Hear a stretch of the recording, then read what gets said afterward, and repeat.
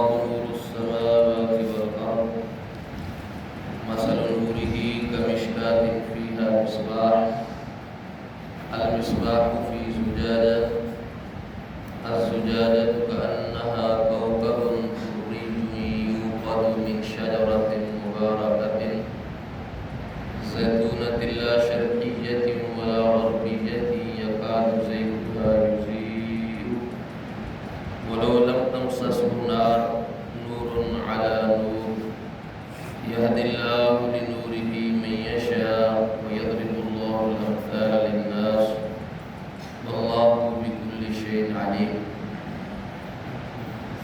سورہ نور کی آیت 33 ہے اور اللہ رب العزت یہاں پر فرما رہے ہیں اللہ نور السماوات والارض، اللہ ہی آسمانوں اور زمینوں کا نور ہے. مثل نورہ کمشکاۃ فیہا مصباح، اس کے نور کی مثال ایک آگ کی مانند ہے جس میں فیہا مصباح، جس میں چراغ. المصباح فی زجاجہ، چراغ وہ شیشے میں ہو. الزجاجۃ کأنہا کوکب دري، اور شیشہ گویا کہ وہ ایک چمکتا ہوا ستارہ ہے. یوقد من شجرۃ مبارکۃ، جو کہ بابرکت درخت سے اس کو روشن کیا جاتا ہے. زیتون کے بابرکت درخت سے اس کو روشن کیا جاتا ہے. لا شرقیت ولا غربیت، نہ مشرقی کی طرف اور نہ غربی کی طرف. یکاد زیتھا، قریب ہے کہ اس کی روشنی یضیء، روشن کر دے. ولو لم تمسسہ نار، اگر کہ اس کو آگ نہ بھی چھوئے. نور علی نور، نور پر نور ہے. یہدی اللہ لنورہ من یشاء، اللہ ہدایت دیتے ہیں اپنے نور کے ذریعے جسے چاہتا ہے. یضرب اللہ الامثال للناس، اور اللہ لوگوں کے لیے مثالیں بیان کرتا ہے. واللہ بکل شیء علیم، اور اللہ ہر چیز کو جاننے والا ہے. اب یہاں پر یعنی اگر اللہ نہ ہوتا تو نہ آسمانوں میں نور ہوتا اور نہ ہی زمین میں نور ہوتا. آسمانوں اور زمینوں میں کسی کو ہدایت نصیب نہ ہوتی اگر اللہ نہ ہوتا. اس لیے اللہ فرماتے ہیں اللہ نور السماوات والارض، اللہ ہی آسمانوں اور زمینوں کا نور ہے.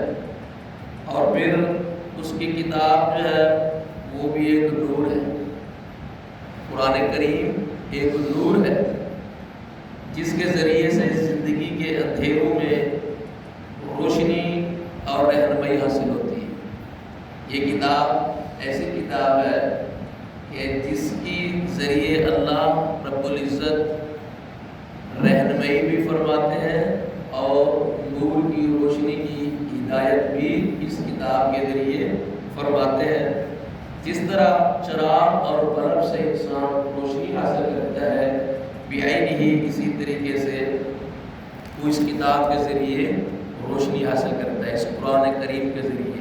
یہ بہت سارے گمراہ اور بہت سارے بھٹکے ہوئے لوگوں کو راہ راست پر لاتی ہے. جس طرح بلب چل رہا ہے اس سے ہم روشنی حاصل کرتے ہیں، بعینہ ہی اسی طرح یہ کتاب وہ نور ہدایت ہے جو انسان کو گمراہی سے اور گمراہی، ضلالت، تاریکیوں سے نکال کر روشنی کی طرف لاتی ہے اور انسان اس سے ہدایت حاصل کرتا ہے. اور اللہ رب العزت نے اس کتاب کو نور کہا ہے. اور ایک اور حدیث کے اندر آتا ہے کہ اللہ کا نور ہونا ثابت ہے، بذات خود اللہ بھی نور ہے. اس طرح حدیث کے اندر آتا ہے نبی علیہ الصلوۃ والسلام فرماتے ہیں وَلَكَ الْحَمْدُ أَنْتَ نُورُ السَّمَاوَاتِ وَالْأَرْضِ وَمَنْ فِيهِنَّ، تمام تعریفیں تیرے لیے ہی ہیں اللہ، تو ہی آسمانوں اور زمینوں اور جو کچھ ان کے درمیان ہے تو ان سب کا کیا ہے؟ نور ہے. نور ہے، اللہ تو نور ہے. اسی طریقے سے بس اللہ کی ذات جو ہے وہ نور ہے اور اس کا حجاب بھی نور ہے، اور اللہ رب العزت ظاہری عطا کرنے والا اور اس کی طرف جو ہے ہدایت کرنے والا صرف اور صرف وہ اللہ رب العزت کی ذات ہے۔ جس طرح ایک تار میں ایسا چراغ ہو جو شیشے کی قندیل میں ہو، اس میں ایک بابرکت درخت کا ایسا خاص تیل ڈالا گیا ہو جو کہ وہ آگ دکھائی بغیر ہی بذات خود روشن ہونے کے قریب ہو، یوں یہ ساری روشنیاں ایک کتاب میں جمع ہو گئی اور وہ نور کا قلعہ بن گیا، کتاب بن گیا۔ اسی طرح اللہ کے نازل کیے ہوئے دلائل براہین کی حیثیت ہے کہ وہ واضح بھی ہیں اور روشن بھی ہیں اور ایک دوسرے سے بڑھ کر وہ حقیقتیں بھی ہیں۔ اسی طریقے سے اللہ رب العزت فرماتا ہے نور علی نور، یہ نور کے اوپر کیا ہے؟ نور ہے۔ اللہ کا قرآن نور اور اس کی مثالیں اور اس کے اندر جو کچھ بھی ہے یہ نور پر نور ہے۔ اور اسی طریقے سے اللہ فرماتے ہیں لا شرقیت ولا غربیہ، جو مشرقی ہے نہ مغربی، مطلب یہ ہے وہ درخت ایسے کھلے میدان اور ایسے صحرا میں ہے کہ اس پر دھوپ صرف سورج کے چڑھنے کے وقت یا غروب ہونے کے وقت نہیں پڑتی، بلکہ سارا دن ہی اس کے اوپر جو ہے وہ دھوپ ہی رہتی ہے۔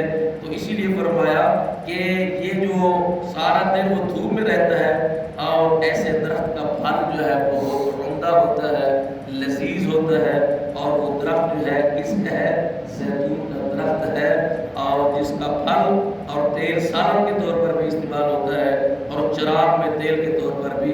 نور سے مراد ایمان کی کیا ہے؟ رغبت اور اس کی طرف طلب دیکھتا ہے، ان کی اس نور کی طرف رہنمائی کرتا ہے، جس سے دین و دنیا کی سعادتوں کے دروازے ان کے لیے کھل جاتے ہیں۔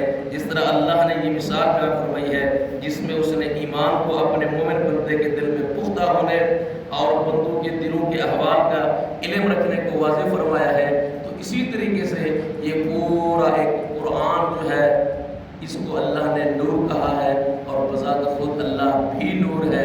تو اس نور کے ذریعے، اس قرآن کے ذریعے اللہ رب العزت بہت سارے لوگوں کو ہدایت عطا فرماتے ہیں، جو اس کی طرف کیا کرتا ہے؟ رہنمائی کرتا ہے، جو اس کے قریب ہوتا ہے، جو اس کو پڑھتا ہے اور جو اس پر عمل پیرا ہوتا ہے۔ اللہ رب العزت بہت ساری حقیقتوں سے اسے آگاہ فرماتے ہیں اور روشنیاں واضح طور پر بیان کر کے اس کی حقیقت کو اور زیادہ اللہ رب العزت دکھا دیتے ہیں۔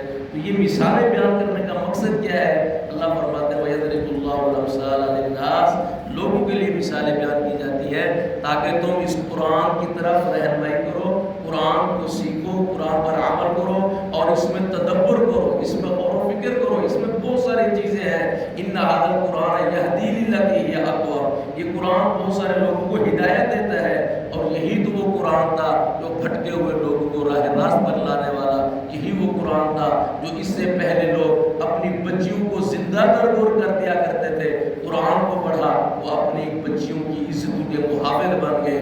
جو پہلے جو ہے بہت سارے چرائم کیا کرتے تھے، قرآن کو پڑھا عمل کیا تو پھر وہ اسلام کے محافظ بن گئے۔ تو اسی لیے قرآن بہت ساری حقیقتوں کو واضح کرتا ہے۔ قرآن نور ہدایت ہے، قرآن کی طرف جو آئے گا وہ راہ راست پر آئے گا، وہ اپنی منزل کو پالے گا۔ قرآن ایسی کتاب ہے جو اللہ کی منزل من اللہ ہے، جو اس کے ساتھ اپنا تعلق جوڑے گا، مضبوطی رکھے گا، اس پر عمل کرے گا، اللہ اس کو زمین کی پستیوں سے لے کر آسمان کی بلندی تک اس کو بلند فرما دیں گے۔ جس طرح صحابہ کرام کی مثالیں ہمارے سامنے موجود ہے، اللہ اکبر، وہ قرآن کو پڑھا تو زمین پر کرتے تھے، لیکن اس قرآن کے پڑھنے کی آواز جنت میں اللہ کے نبی کو سنائی دیتی تھی۔ کیا وجہ تھا؟ کہ قرآن پر عمل کیا، قرآن سے محبت کی، قرآن کو سبھی کچھ جو ہے نور علی نور تھا، اس کے مطابق عمل کیا، پھر اللہ نے انہیں عزتیں دی۔ ان اللہ یرفع بہذا الکتاب اقواما، اللہ بہت ساری قوموں کو اس قرآن کے ذریعے کیا کرتے ہیں؟ بلندیاں عطا کرتے ہیں۔ وَيَدْعُ بِهِ آخَرِينَ، اور بہت سارے لوگوں کو قرآن چھوڑنے کی وجہ سے ذلیل بھی کر دیتے ہیں، رسوا بھی کر دیتے ہیں۔ اللہ سے دعا ہے اللہ رب العزت ہم سب کو قرآن پر عمل کرنے